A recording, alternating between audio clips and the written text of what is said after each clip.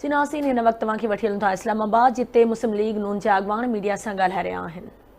और हमें पता है कि इमरान खान क्या अचीव करना चाहता है। वो कहता तो है अपने आप को कि मैं बड़ा स्पोर्ट्समैन हूँ। स्पोर्ट्समैन अगर है तो फिर हारना भी सीखना चाहिए, फिर डिफीट को एक्सेप्ट भी करना चाहिए, फिर दूसरे आगे बढ़ के कॉन्ग्रेचुलेट भी करना चाहिए कि आप अक्सरियत हार चुके हैं, पंजाब असेंबली में भी और यहाँ नेशनल असेंबली में भी। तो सबसे अच्छा यही है कि इमरान खान के लिए अब भी, और सिर्फ इमरान खान नहीं है, उसके साथ पूरी लीडरशिप शामिल है, क्योंकि चाहे वो डिप्टी स्पीकर थे यहाँ असद कैसर साहब थे, असद कैसर अगर नहीं शामिल होना चाहते थे तो बयान दे, खुल के बयान दे कि मैं इसमें शामिल नहीं था। और दूसरे जो लीडरशिप है फवाद चौधरी और जितने भी उनके आसपास होते हैं, सारे कंट्री को प्लंज कर दिए एक अनार्की में, एक केओस में।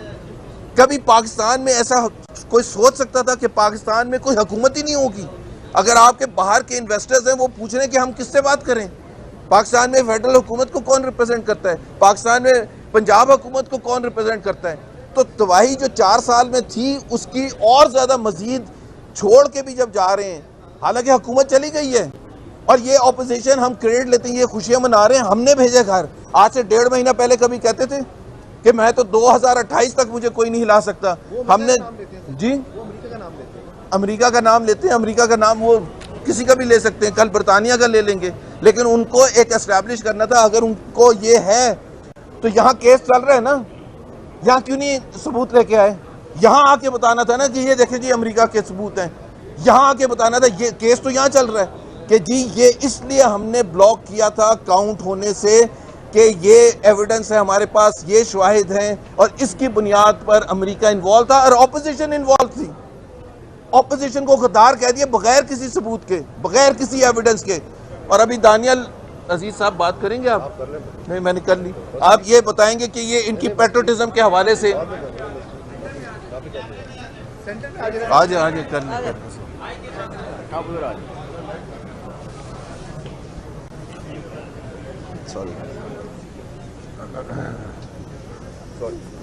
मैं आज आपसे बिस्मिल्लाहिर्रहमानिर्रहीम, मैं आज आपसे 2-3 बातें करना चाहता हूँ। सबसे पहली बात यह है कि ये एक हमारा निजी अखबार है पाकिस्तान का, और आप देख सकते हैं इसकी हेडलाइन पे, और ये सिर्फ एक नहीं है, ये डॉन अखबार भी मेरे पास है, ट्रिब्यून भी है, सारों की जो हेडलाइन है वो ये है कि no evidence of conspiracy against Imran government, और नीचे क्वार्टर्स कंसर्न का लिखा हुआ है, नेशनल सिक्योरिटी काउंसिल में जो कंसर्न क्वार्टर्स थे उनका लिखा हुआ है। आप मुझे ये बात बताएं, इधर दिन में 10 प्रेस कॉन्फ्रेंसें हो रही हैं, हर एक आके पीटीआई की जानब से बात कर रहा है, किसी ने इसकी तरदीद की है? किसी ने एक ने भी इसकी तरदीद की है कि ये बात गलत है? इसका मतलब क्या है? इसका मतलब ये है कि जो आप इल्ज़ाम लगा रहे हैं उसके पाँव ही कोई नहीं है, वो साफ झूठ है, वो मुकम्मल झूठ है। और अदालत के अंदर भी ये मौक़िफ़ नहीं ले रहे हैं। अदालत के अंदर भी आइन के और रूल्स के और आइन के गिरदनवाद में 69 और 95 और 69 खेल रहे हैं। इस तरफ तो आते ही नहीं है, ना इसकी बात करते हैं। और ये तो अब साफ तरदीद हो गई है इनके मौक़िफ़ की। तो इन्होंने किस दिन आके कहा है? मैं चैलेंज करता हूँ, आके इसकी तरदीद करें, बेवकूफ़ बनाना बंद करें कौम को। दूसरी बात ये कहते हैं कि जी हम बहुत नेशनलिस्ट हैं, हम पाकिस्तान के हक़ में, और आप लोग नून लीग और ये जितनी पीडीएम और जितनी जमातें हैं पार्लियामेंट की, इनके अलावा चाहे वो इनके एलआईजी क्यों नहीं रहे थे, वो सारे के सारे जो हैं वो गद्दार हैं।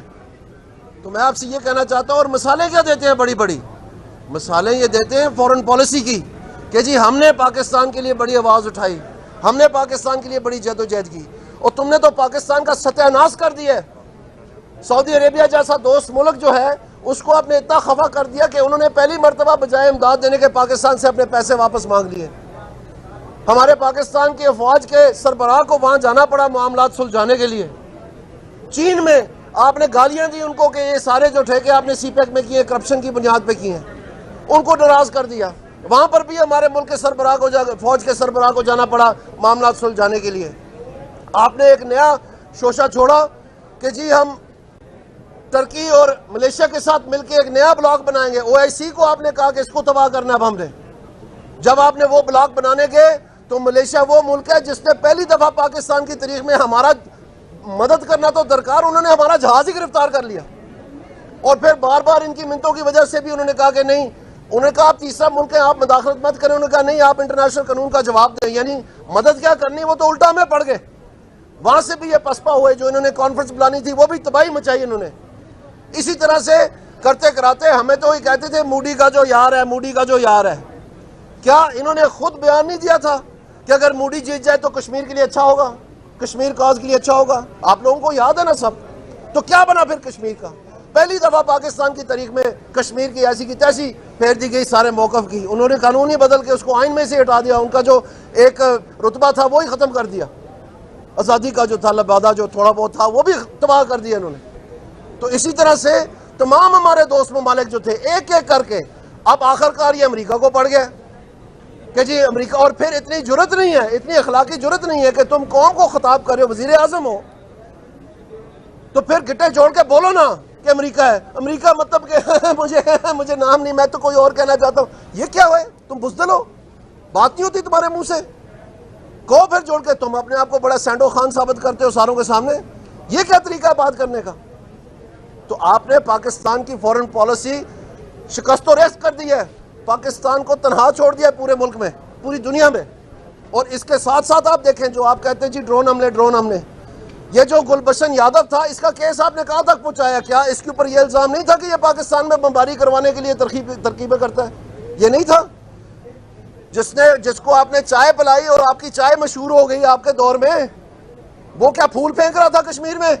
जहाज पे आके वो फूल फेंकने आया था अगर बमबारी नहीं की थी। तुम हमें ड्रोन हमले सुना रहे हो। आलमी जंग लगी हुई थी पूरी दुनिया में, 56 कंट्रीज थे वहां पर अफगानिस्तान में। पाकिस्तान जो था वो अपना जान बचाने के लिए ये सारा कुछ जो है वो अपना सूरत हाल सामने आ रही थी। दर हकीकत तुम फौज को ये कह रहे थे, जो तुम खुल के ये बात नहीं करते। और तुम्हारे सारे जो लबे लहजा जो है, आप इसी तरह फौज के खिलाफ बात करते हैं। आपने एक और बात भी की जिसमें बाद में आके कितने दिनों बाद आपने तरदीद की कि नहीं जी जानवर का मेरा ये मतलब नहीं था, किसी इदारे की तरफ मेरा इशारा नहीं था। ये तुम्हें क्यों बयान देना पड़ा? अमेरिका का नाम लेके फिर तुम क्यों मुकर? ये तुम्हारी आदत है, तुम 35 पंक्चर वाले हो। ये 35 पंक्चर असल में तुम्हारे दिमाग में हुए हैं और तुम्हारा तवाज़न जो है दिमागी वो हट गया, हिल गया हुआ है, क्योंकि तुम दूसरे जो काम करते रहे हो उन कामों का जो है आपको ये सिला मिल रहा है कि आपको याद नहीं रहता कि आप क्या कहते हैं। आप ईरान में गए, वहाँ आपने कहा कि जी हमने सऊदी अरेबिया और ईरान की सुलह करानी है। वापस आपने कहा कि मेरी ज़ुबान फिसल गई थी।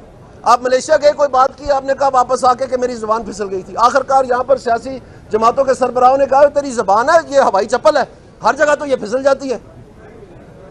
तो मैं ये कहना चाहता हूँ कि ये आज सुबह से मैं देख रहा हूँ तजिया कार, जी पीटीआई इलेक्शन चाहती है, नहीं चाहती, पीटीआई इलेक्शन नहीं चाहती। ओए आंखें बंद है, पट्टियां बांधी हुई आप सबने। अगर ये इलेक्शन चाहते तो केपी की असेंबली नहीं तोड़ सकते थे? अगर ये इलेक्शन चाहते थे वाकई, तो क्या ये पंजाब में बुजदार के इस्तीफा देने से पहले ये असेंबली नहीं तोड़ सकते थे? ये क्यों सिर्फ मरकज की असेंबली तोड़ी है उन्होंने, बाकी तो नहीं तोड़ी ना इन्होंने? ये झूठ और फरेब का ढंग बंद करे रचाना। ये कोई इलेक्शन नहीं चाहते, ये फंस के बुरे हालों में ये आके तो अपनी जान बचाने के लिए ये एस्केप रूट बनाया इन्होंने, जो नेशनल असेंबली को बरतरफ कर दिया इन्होंने हीले बहाने इस्तेमाल करके। मत सुने इनकी बात कि हम इलेक्शन करवाना चाहते हैं तो करवाओ केपी में, कौन रोक रहा है आपको? हम इलेक्शन करवाना चाहते हैं, पाकिस्तान मुस्लिम लीग नून इलेक्शन करवाना चाहती है, पीडीएम इलेक्शन करवाना चाहती है, लेकिन इस तरह से नहीं कि तुम अपने सारे काले ऐब छुपा के जो अवाम के साथ ज्यादती की है और फिर तुम मैदान में आके कहो कि जनाब मैं बड़ा हीरो हूं।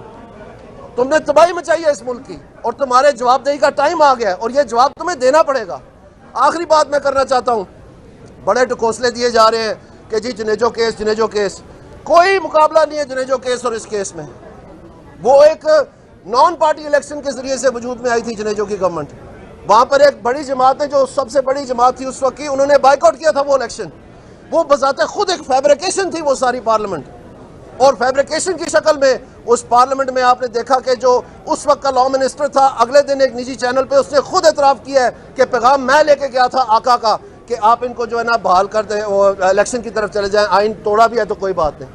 अब उस जमाने को आप ला रहे हैं जिसको आप खुद काला जमाना कहते थे, सिर्फ अपना मुंह छुपाने के लिए, क्योंकि आप हर चीज़ में पकड़े गए हो। तो हम उम्मीद रखते हैं कि ये कोई मजबूरी के तहत नहीं या कोई माजी के जो काले करतूत हैं उनके तहत नहीं, बल्कि ये आइन के मुताबिक और कानून के मुताबिक फैसला होगा। और पाकिस्तान में ये जो इन्होंने गलत काम किया है सारा, ये बहाली की तरफ जाएगा इंशाल्लाह ताला। हमें बड़ी उम्मीद है इस बात की। बहुत शुक्रिया।